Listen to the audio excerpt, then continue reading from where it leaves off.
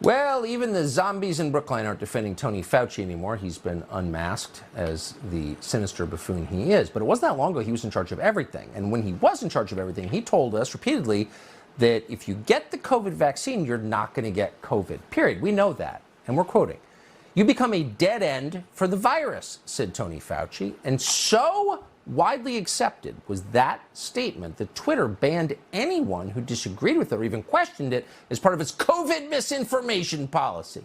But it soon became clear that that itself was misinformation because, of course, you can get COVID and pass it on if you've had the shot.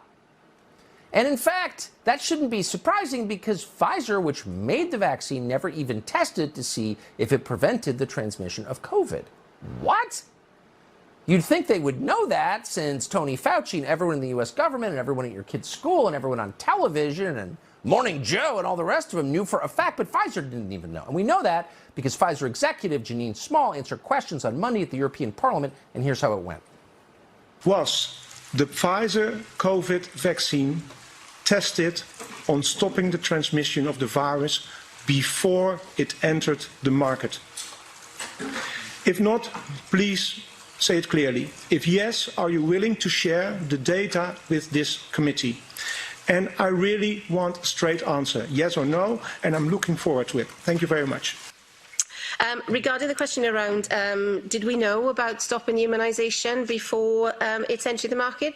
No. We had to really move at the speed of science to really understand what is taking place in the market. Oh, the speed of science!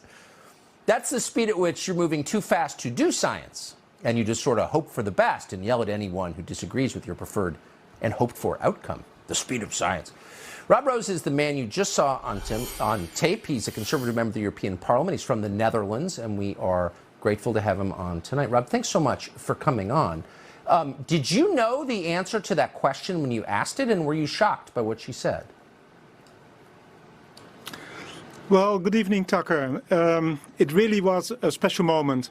For the first time, Pfizer admitted that the vaccine was not tested on stopping the transmission of the virus when it entered the market. And this has massive implications. Governments pushed millions of people worldwide to get vaccinated by telling them, telling you to do it for your grandmother. And they tricked perfectly healthy young people into taking this jab using false arguments. And they used big words such as antisocial to sow an immense hatred against people who refuse to comply with the government's wishes. And even worse, many governments, including mine, actually introduced so-called COVID passports. These passports made access to parts of society conditional. Those who did not wish to get vaccinated lost that access, not being able to visit a restaurant or a gym, all in the name of public health.